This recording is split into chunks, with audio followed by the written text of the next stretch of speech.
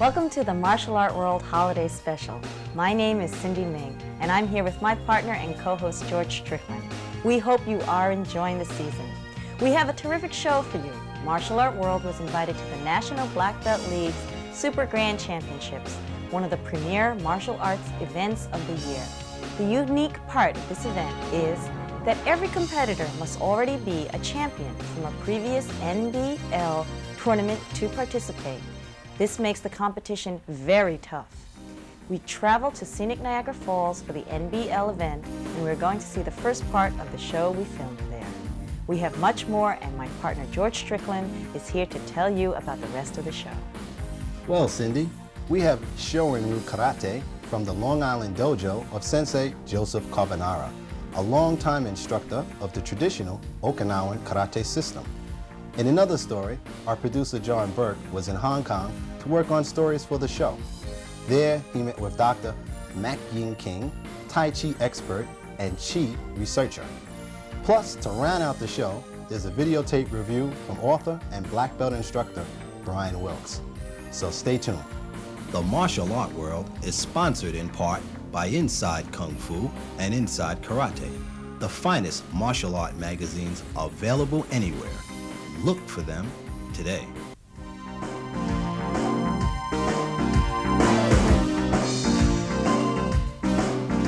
When we arrived at the NBL Super Grands and met some of the competitors and judges, we were sure the event was going to be a big success.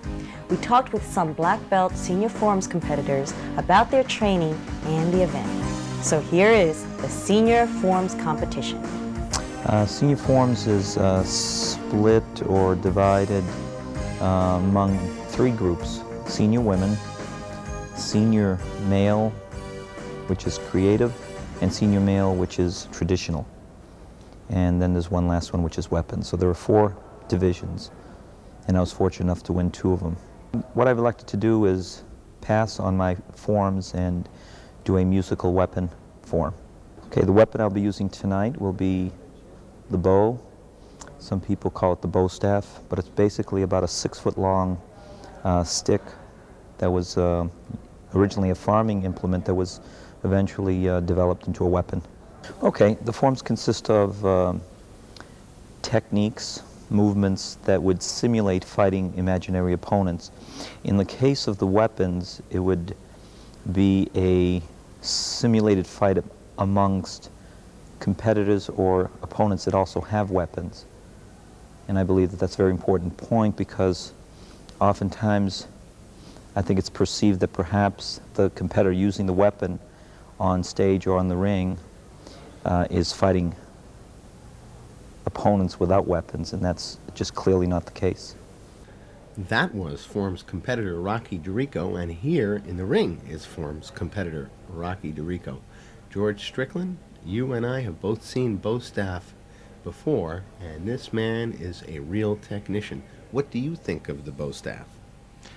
Well, it's a beautiful weapon, and the discipline in learning it can teach you quite a bit about yourself, gravity, and delivery of power. And you know, of course, that the bow staff was meant to fight against the samurai sword or the broadsword saber. It's basically a poor man's weapon, but in this case, it looks like it's in the hands of a martial arts millionaire out there. What do you think, Joe? Most definitely. It's fast, agile, accurate, and the accents a great deal of power with each move. He gets the crowd cooking, too.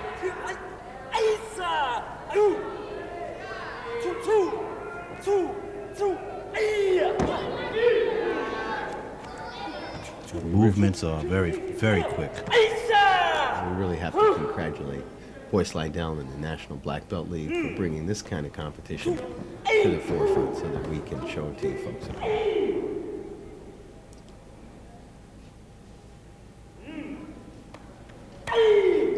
Rocky operates a school out of Massachusetts. And I think we're going to be seeing a lot more of this senior forms competitor, Mr. Rocky DiRico. Excellent. Now, Helen Garagosian. Helen's from Niantic, Connecticut. I believe the school of Mr. Chuck Merriman, very well-known trainer and martial arts instructor. long-time grandfather of the team and sport karate competition. Let's see Helen's form now, George.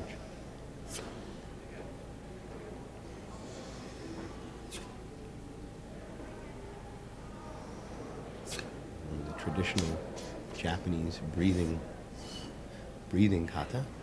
You can see as she takes the air deep in, using the characteristics of karate to impress the judges here in the traditional sense. Oh yeah, you can definitely see the concentration and the focus. And the National Black Belt League is for not just for the youngsters, but for the adult competitors, as we see here with Helen and Rocky DiRico. And she's using every inch of that ring, each direction.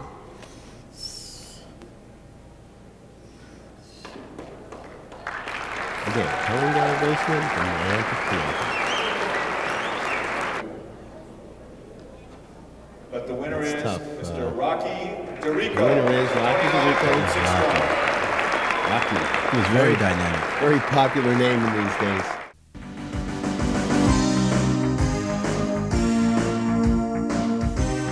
The martial art world went to the Shorin-Ryu Dojo in Long Island for some insight on this traditional Okinawan style.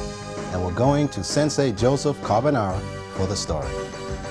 My name is Joseph Carbonara, practicing 27 years. I'm 6th Dan Renchi, Okinawan Shorin-Ryu, Matsubashi-Ryu. My training originated out on Long Island many years ago with Ushiro, Ansai Ushiro. Then I gravitated towards Shotoku Omini, who was sent to America to assemble all the dojos together and unify kata, and to bring about a more peaceful approach to karate.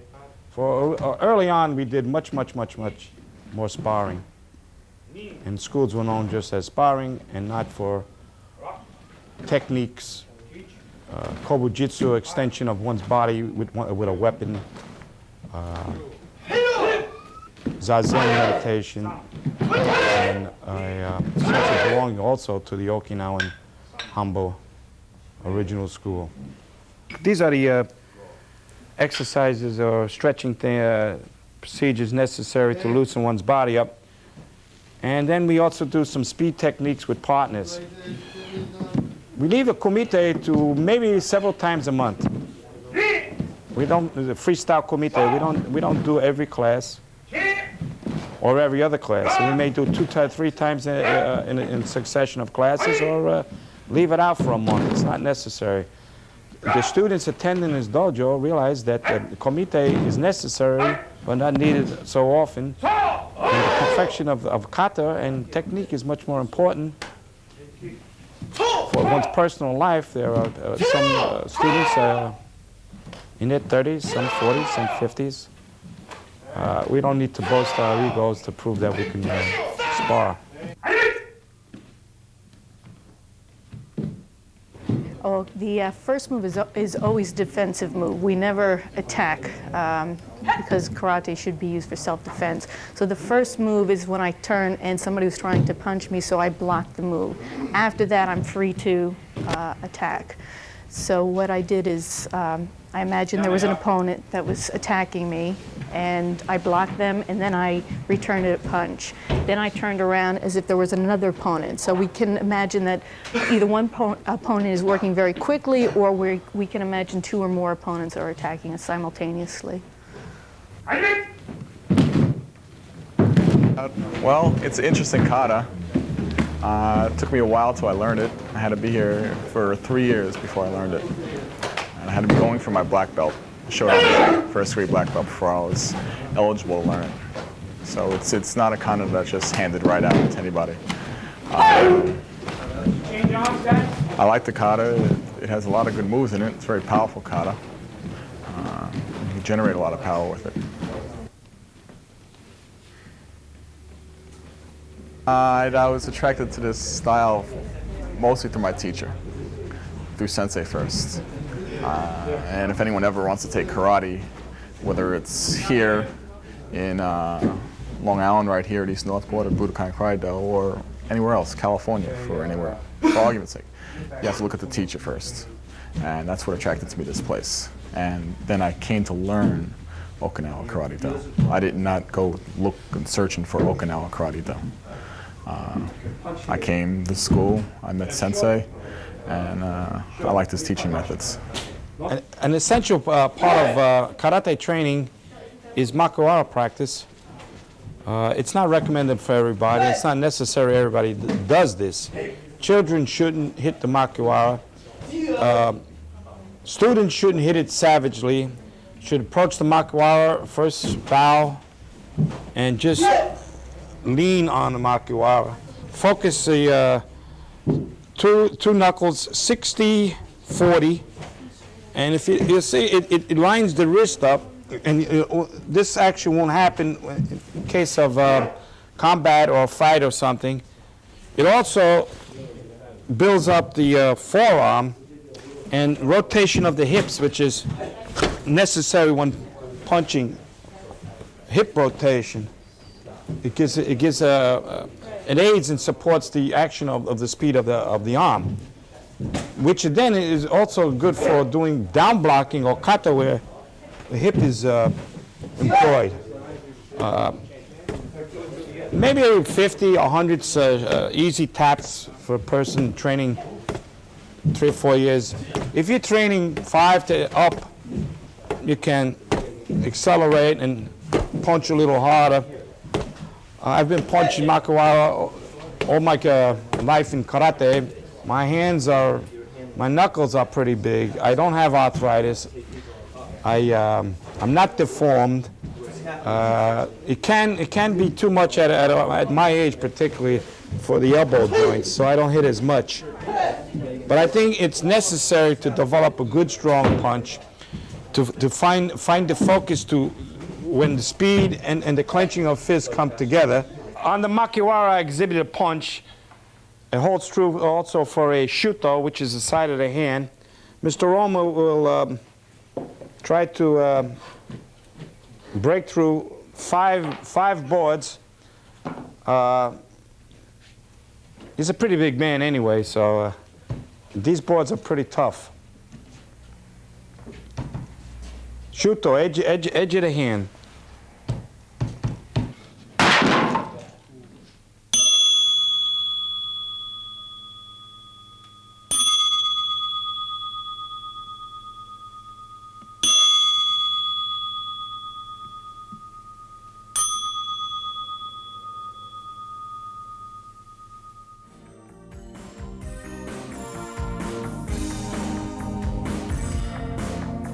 Back at the NBL, the fighting competitions were the highlights of the show, and we go to John Burke at ringside from Niagara Falls for the play-by-play. John Burke here with Jim Lantrip, and Jim is the president of, tell us where you're from, Jim. I'm from Madisonville, Kentucky. I'm the president of WACO USA, which is the World All-Styles Karate Organization, with charter groups in over 30 countries, including the Soviet Union and numerous other Eastern Bloc nations. The first match in this junior division. This is for the top spot for these youngsters, and they're all pretty tough competitors. But let's take a look at these two kids as they show us what it's all about. What do you think, the future's in these kids, Jim? For 6 years, the technical level of these young juniors has advanced probably tenfold over everyone else, including the adults. We're teaching them at that age now. Used to you was an adult black belt before anybody fooled with teaching you those techniques. Now they start out as beginners learning the advanced skills. And consequently, karate has advanced in leaps and bounds over the last few years in the skill-wise area. I and myself from Kentucky, we have about 20 kids up here, and they know kids from all over the United States from karate, that these tournaments like this is the only place they meet. It's a whole new social circle for them. And it's quite a broadening experience, and we're working on getting school letters in our school systems in Kentucky for karate competition. Well, that'll be very exciting. I look forward to that day. Jim, George Strickland of the martial art world is here. George, you hear that about kids having to do well in school to continue their martial arts studies? What do you think of that with so many nieces and nephews? It's an excellent idea, and I think it should be encouraged. Children should learn the discipline not only in a dojo, but in their real-life situations.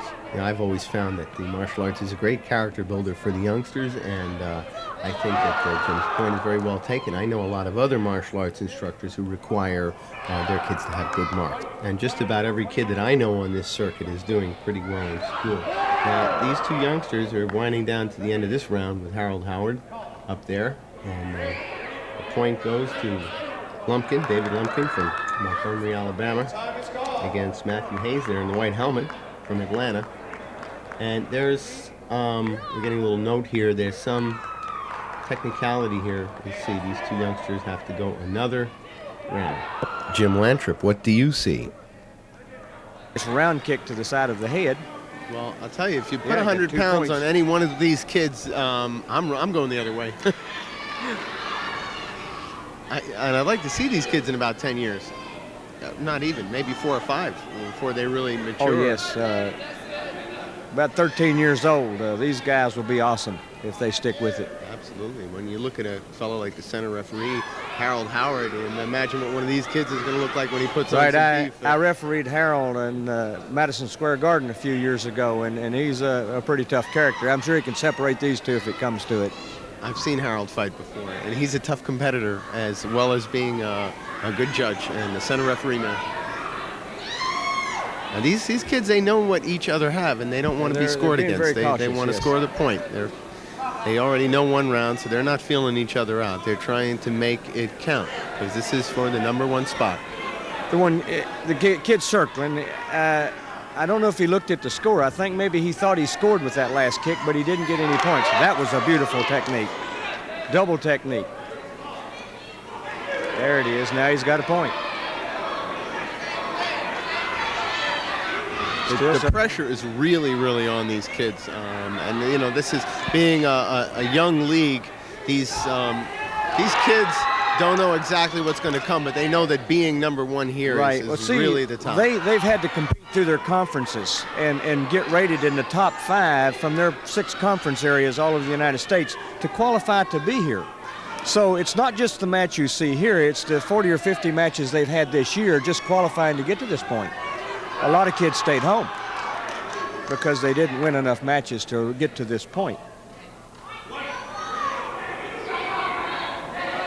Very excited. The looks in their faces when they look at the officials or they look at their opponent, you know, it's very tense. This is something new, allowing a coach on the sideline. He may even call a 10-second timeout if the match is stopped for some reason.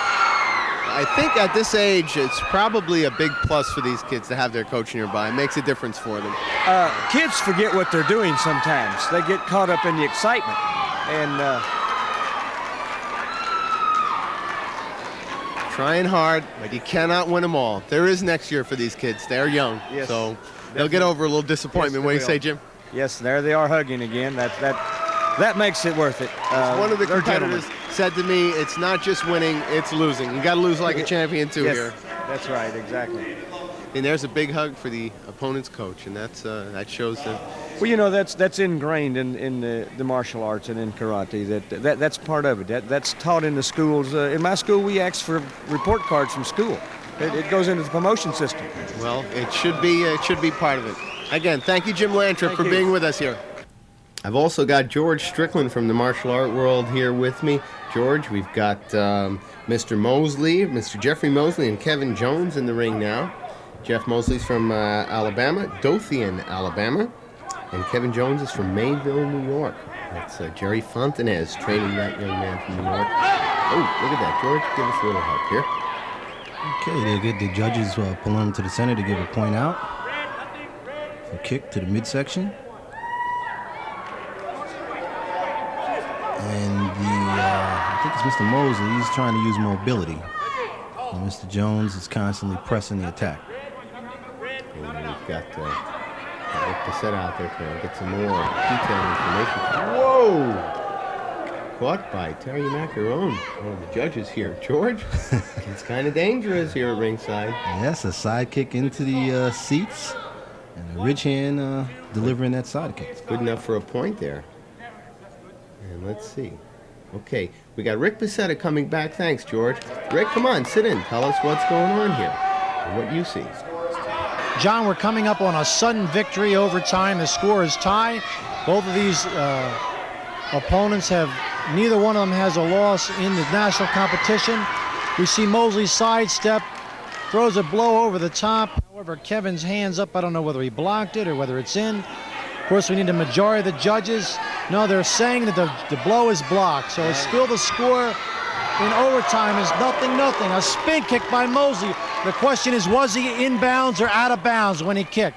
If it is in, then he has a 3-point kick to the head. Not enough. Evidently, he must have been over the line and outside of bounds, John, and not enough for a point. Little clash there. Axe kick coming up by Mosley, a kick catching him in the leg by Kevin Jones of New York, and again a clash. Very evenly matched youngsters, Rick. Mosley still trying to use that side step. Oh, caught him on the way in with an axe kick. Left leg to the front of the body. Again, we need a majority of the judges. Now, each judge has a vote here, and the center referee also has a vote, right? Yes, they do, John. And of course, remembering that the scoring is relative to the technique. The more difficult techniques, such as the kicks to the head and spinning or jumping kicks, get more points awarded than a kick to the body or a hand strike to the head or the body. So, even though these youngsters want to score, they'd like to score with a higher level technique to get the extra point. Well, at this point, they really only need to score with 1 point to win, either one of them. So which technique is really irrelevant at this point. It's who scores first that will determine this match. A nice roundhouse kick by Kevin Jones. Mosley had his hand up from this angle. It's hard to see. Was it in or was it in? And yes, we do have a 2 point awarded for that, 2 points awarded for that roundhouse kick by Kevin Jones of New York, who then is the winner of this division and the NBL national champion. Rick Bissetta, and there's going to be more with these two youngsters. They've got to decide who wins here because there's no ties, right? Yes, John, I was mistaken by naming a champion before the results were in. I didn't realize, of course, being in a double eliminations, one player has to lose 2 times in order to lose here. So at this point, one player is only up by 1 match. They each have the same number of wins and losses. Now we have to, this match will determine the winner. Yeah, that was quite a hard kick inside of the head there. And it seems like our players are recovered. Both of these players are throwing numerous techniques, but remembering, John, if the blow comes off of the hand or the arm or off of the leg, it's really not a scoring technique. It has a strike cleaning. It looks like we had a blow there by Mosley to the head, and that brings him up by 1 point in this finals round. Nice jumping kick by Kevin Jones, however, falling a little short of the target.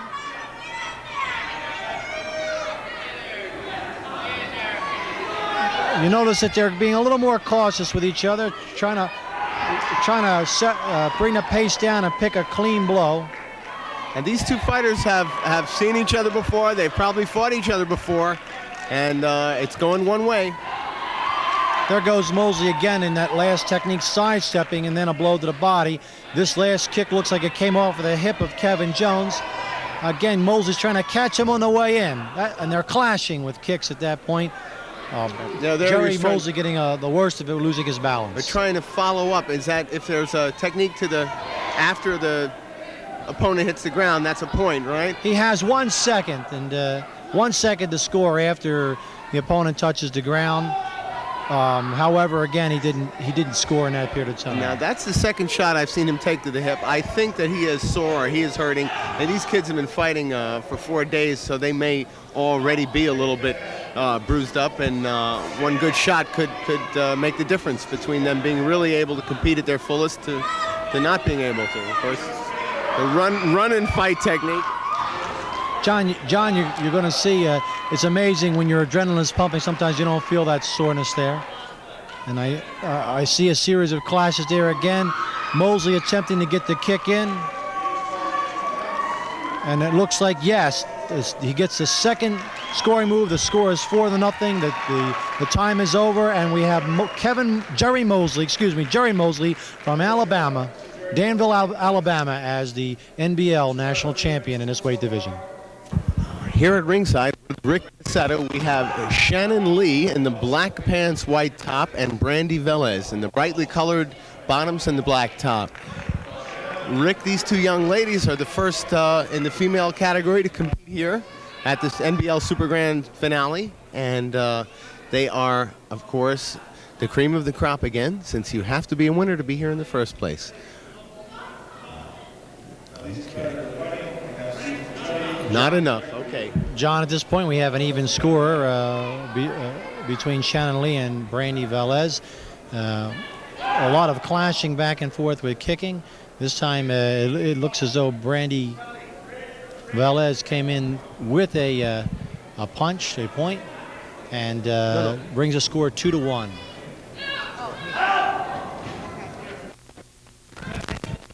Okay. Now, Shannon Lee, excuse me, I said Shannon Lee. It's Shannon Lee. Shannon Lee is from Beaumont, Texas, and Brandy Velez is from Charlotte, North Carolina. And it's Brandy with that high axe kick attempt.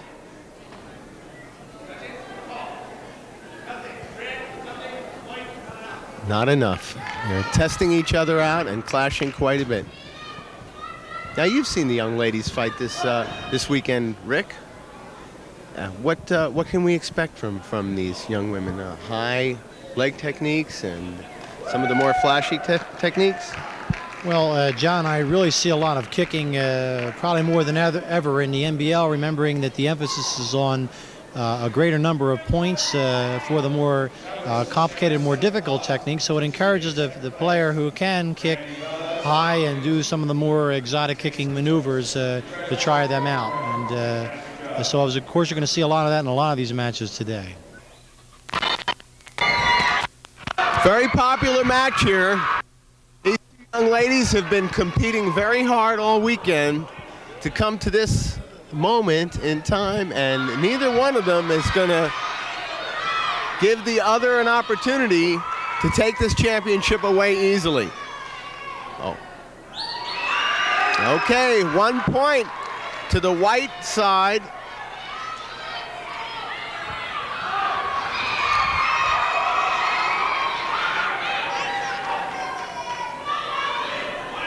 And I'm here with Rick Pacetta, who's sharp enough to get all the names. We've got Susan Chuddy. Susan Chudge from Orchard Park, New York here, John, in the black uniform, and Ann Gregory from Madisonville, Kentucky, is being coached by Laurie Lantrip. Jim Lantrip, Laurie's father, was here earlier with us doing some commentary. Laurie's been a nationally ranked competitor for a number of years. World champion, John. World champion, of course. In 1990 in Venice, Italy, by the way. Now, Ann is very aggressive, and she really wants to win here. This would be her first NBL Super Grand title. We have a hand strike over top by Ann Gregory. Again, kicking clash, and looks like Ann's coming over top with another strike. Let's see what the judges say it. No, two judges calling for Ann and one for Susan Chudge of Orchard Park, New York. The points are going her way right now. Okay. Now the women's division is broken down into age categories, John, and this is the 15 to 17-year-old age category. We have time is called. The judges do have a score beforehand, so the score ends up being 4 for Ann Gregory and 2 for Susan Chudge. And now we go to Dr. King and John Burke in Hong Kong.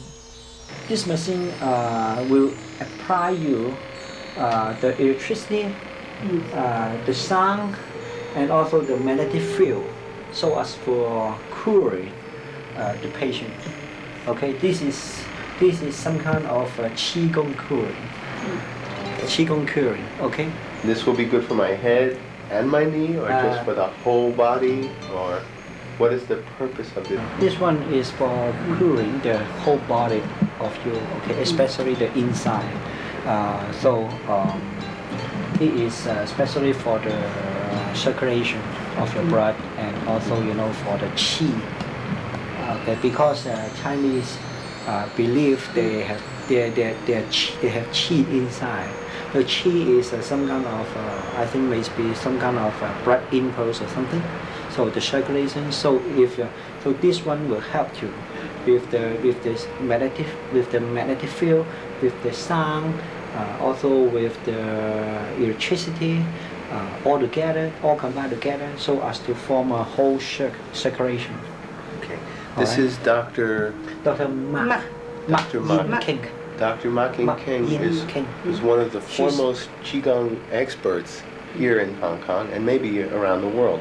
And I am going into this booth now with just some minor ailments, a head cold and a pain in the leg, and we'll see as this meeting progresses what happens to me.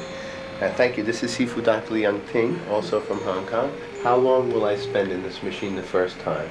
第一次大約要幾耐到？基本上咧，我哋都係半個鐘頭㗎。Basically, it takes about half an hour for you to sit into this machine. Okay. So shall I go in now? 佢而家可以睇。可以。Okay. 請請。We'll see you later.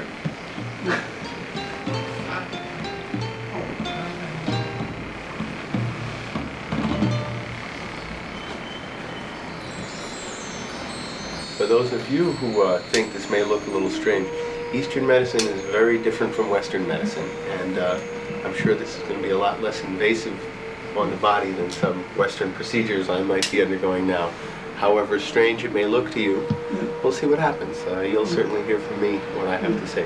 This is the time. This is the switch for the time. This is the timer. Okay. So she has already set it for 15 minutes, and you can adjust this one yourself. The music. Yeah, the music. I don't hear the music yet. Is it on? No music. No. 未開嘛。Oh, still not yet turned. Okay. Can I hear it? 呢個音響咧係同佢心率同步嘅。This kind of pulse will be at the same rate of your heart. So I can slow it down by relaxation. Slow it down by relaxation. Okay, we'll see what happens. And again, thank you both, doctors. I'll be back. See you later. Time traveling, huh?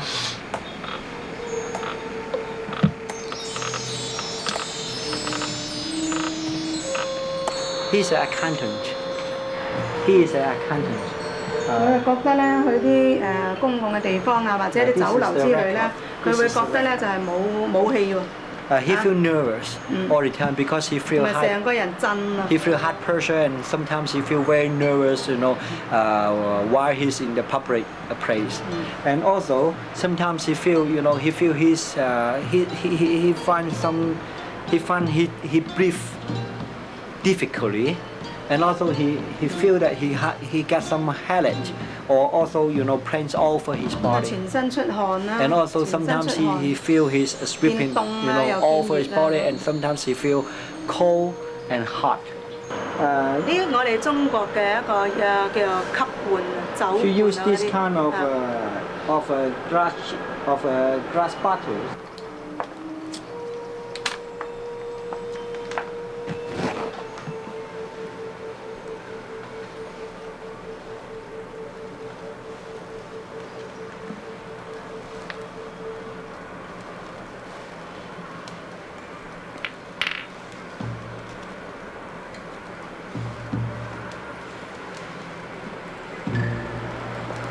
The blackbird will go, will be shocked into the surface of the skin and concentrate together. Go away. And go away through this kind of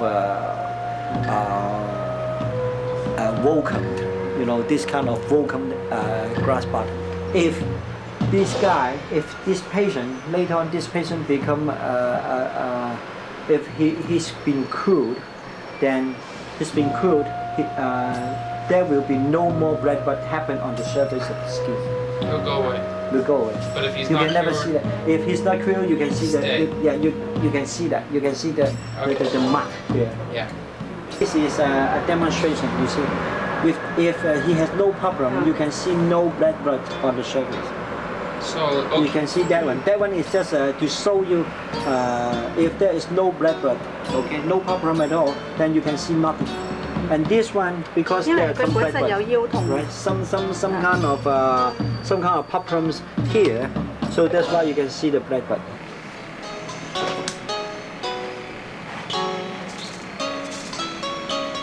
Quite refreshing. That's it? 15 minutes is up? Yep. Wow. Okay. I feel refreshed. I don't know if I'm healthy again, but I feel refreshed. Now the nasal congestion and the head stuff, doctor's going to work on me now, and we'll see what happens with some more Eastern medicine. Okay? Thank you.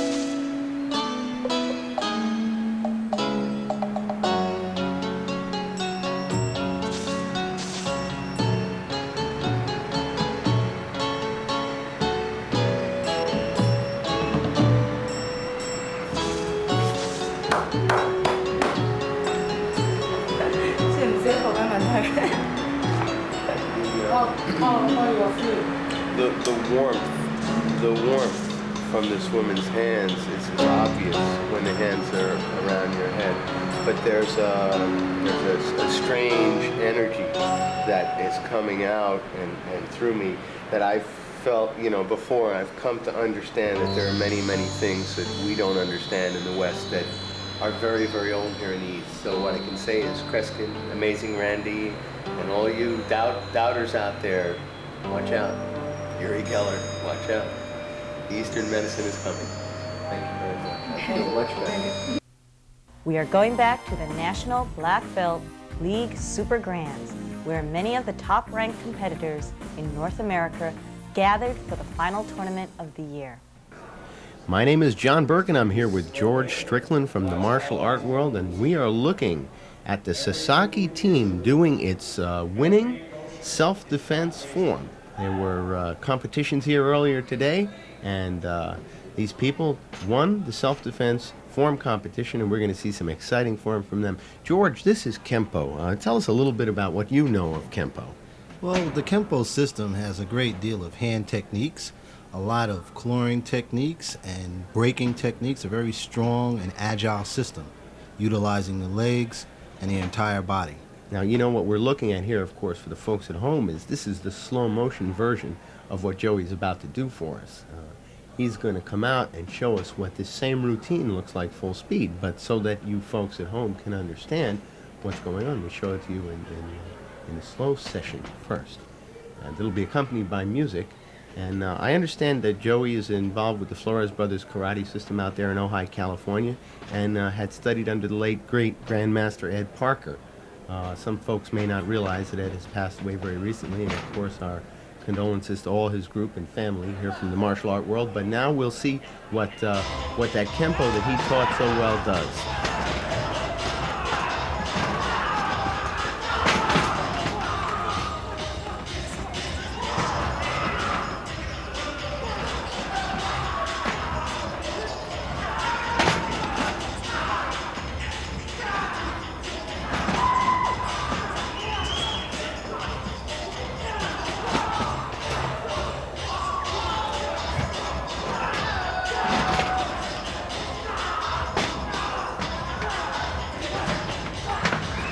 Jody Sasaki and his demo team from the NBL. What do you think of that, George Strickland? Exciting, agile, powerful. Kempo, I tell you, it's great. Here is this show's Break of the Month.